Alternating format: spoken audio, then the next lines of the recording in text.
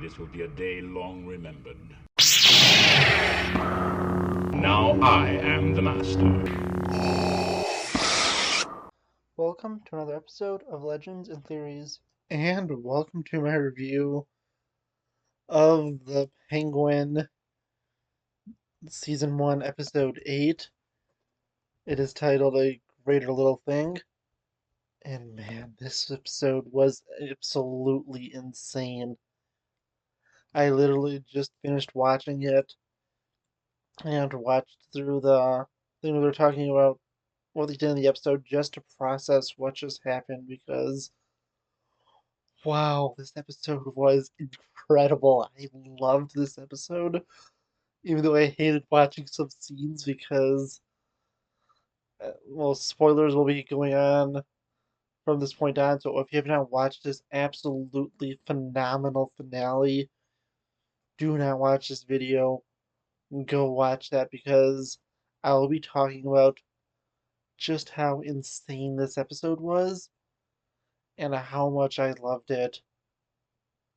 But to get the biggest elephant out of the room first, that scene where Oswald killed Victor, man, that scene, it was so hard to watch because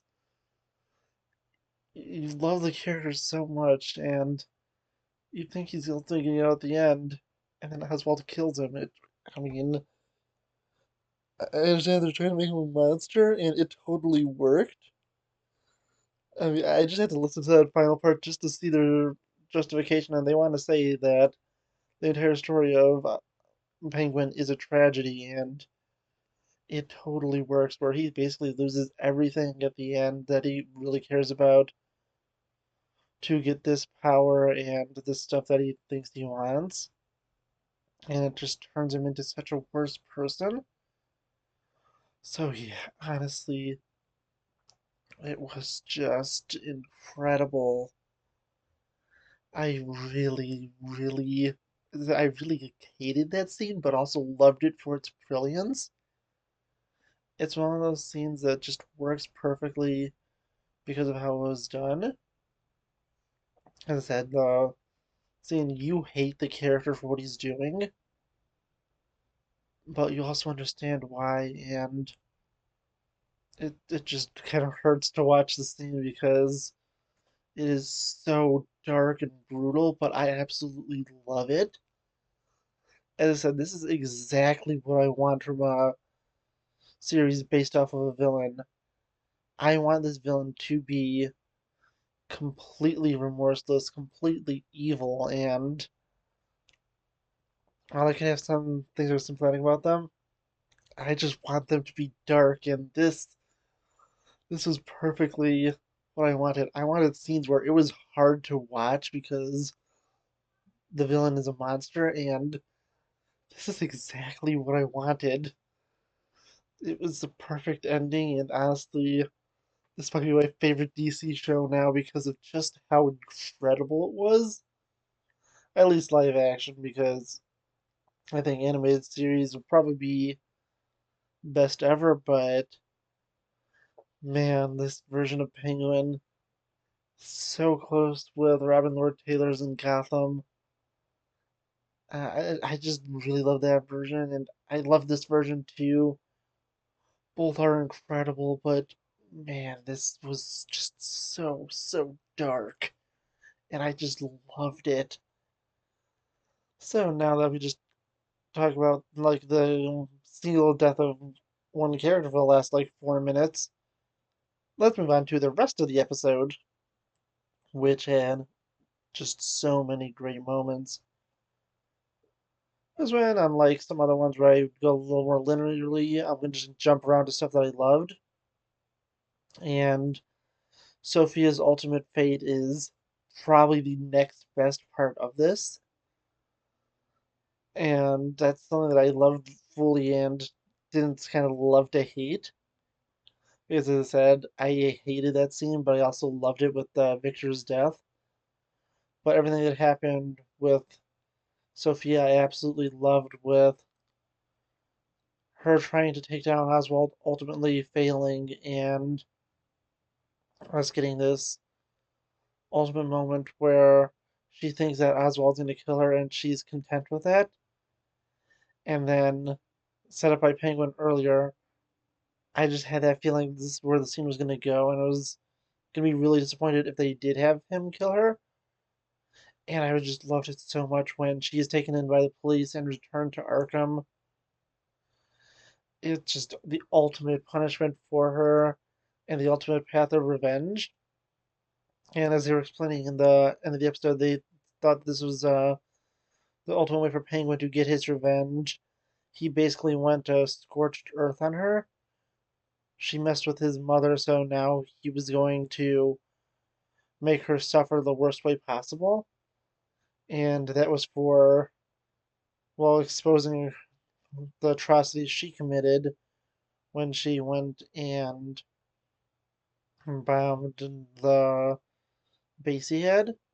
And I absolutely loved that. And then her being there was really tragic and great.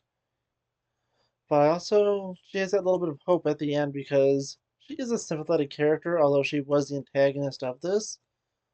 With all this absolutely horrible stuff that happened to her, she gets this final small tunnel of light where Selena Kyle contacts her and is able to relate to her. We don't see what is in that letter, but we know it is effective enough to go and have a profound impact on her to give her some kind of hope, which we see because she's sort of just sitting there kind of dead inside after she's put into Arkham, but it seems that she finally has the will to actually do something after she learns that she has another sibling and they're actually a decent person. So yeah, honestly, as I said, I loved that. That was just really incredible. Another great scene is what I'm going to call the Godfather scene. And to its obviousness, this is very heavily inspired by the baptism scene in The Godfather.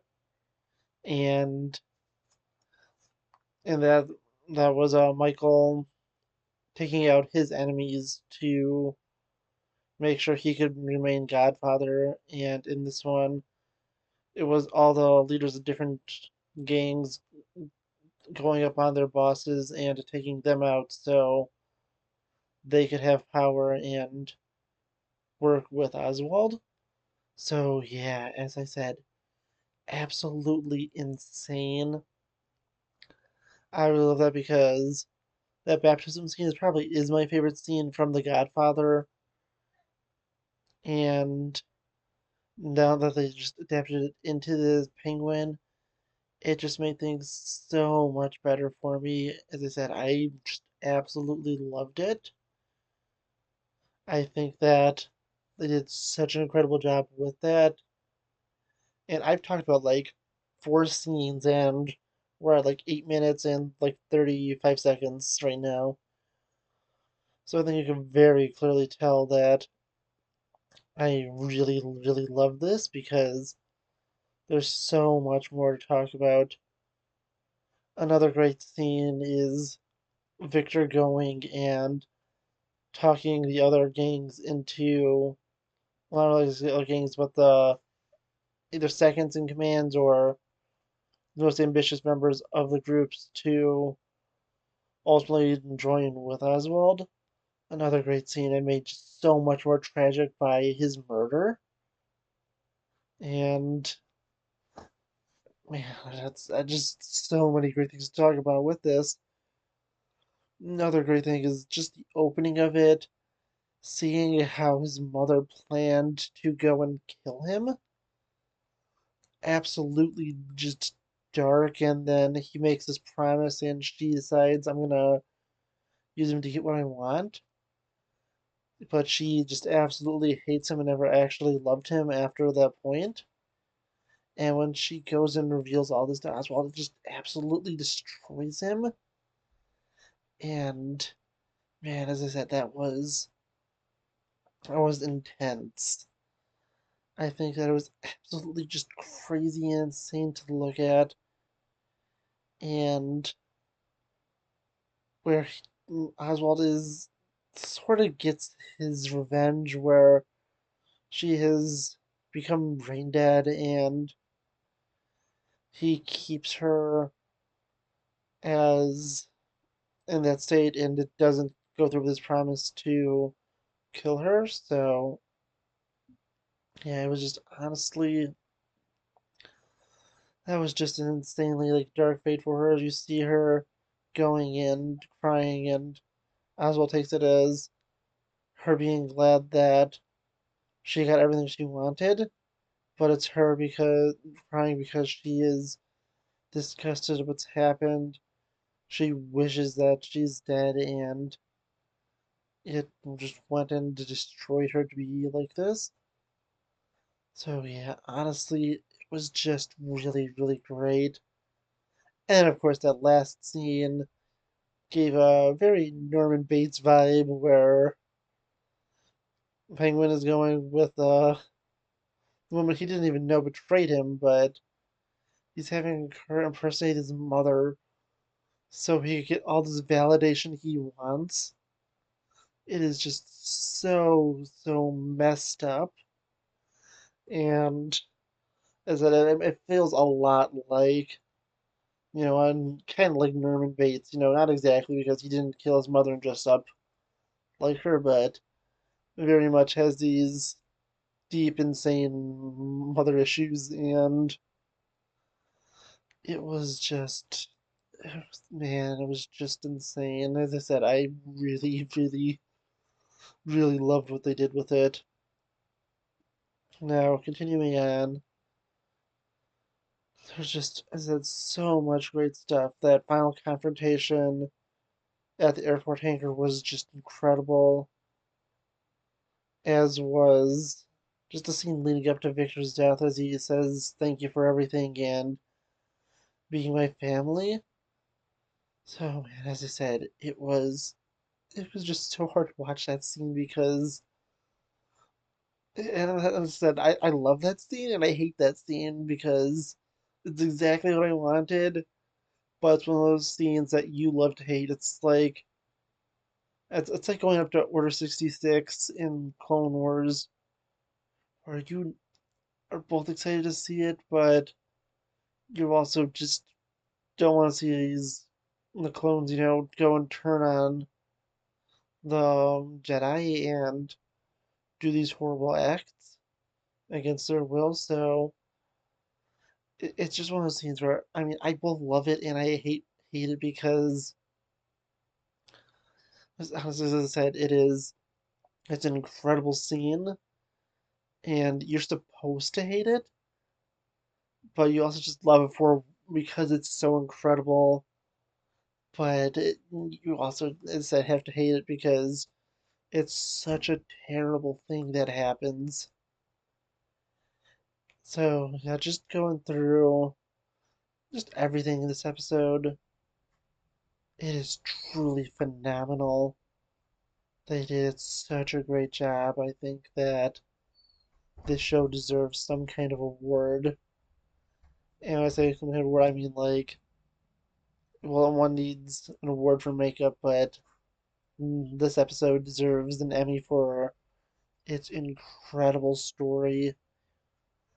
It is a piece of just genuine art, and it is just so much fun and was just my great absolute pleasure to watch this absolutely perfectly stuck landing, and just having the bat signal there at the end to remind us of Batman was great. They didn't even do the thing I'd say that basically every other show in this position would do, and very clearly set up another antagonist for the next movie. And yeah, while it could be Penguin, who is the villain of the next movie, it's not doing anything like having Sophia get a letter from like the Court of Owls to recruit her, which is what I was initially thinking they would go with. In some way for her to get revenge on Penguin, but also for her to go up against Batman. And also, I love how Penguin framed all of his atrocities on both Sophia and Sal, so that was just so much better, and I really can't wait to see what happens because it seems that they're going with the, I'd say, really well used, but classic story of Penguin being a legitimate businessman where people do know he is a criminal, but it isn't super well known like others. So, yeah, honestly, really, really can't wait to see what they do with him in the Batman 2. And as I said, I really just can't wait because this was just absolute insanity. I hope they do another TV show between the Batman 2 and the Batman 3 because, as I said, this was easily one of the best, if not the best, DC shows to ever be released, and they just such a great job having this character and not even having Batman appear in it. They do have that final mention of him at the end with the bat signal and a reference to him at the beginning, but basically this is what people want from a supervillain based series. That's specifically what I want because is that I want Penguin to be an absolutely bad person. I want when a series is based on a villain for that villain to be a monster, and that's why this worked so well because Penguin is a monster and is just willing to do all these terrible, terrible things, which makes it so entertaining to watch. But I want to know what you think. Please let me know in the comments. And I'll start my Star Wars Outlaw streams soon. I'm gonna get a few things ready, so I will be doing that soon. But also, I want to mention something I almost completely forgot for a second. I love how he gets this classic penguin outfit with everything besides the monocle. So yeah, that honestly is just really awesome. But let me know what you think, and I'll see you on the next episode of Legends and Theories. Thank you for watching this episode of Legends and Theories. Please subscribe, like the video, share the video, leave a comment, check out the video on screen, and may the Force be with you.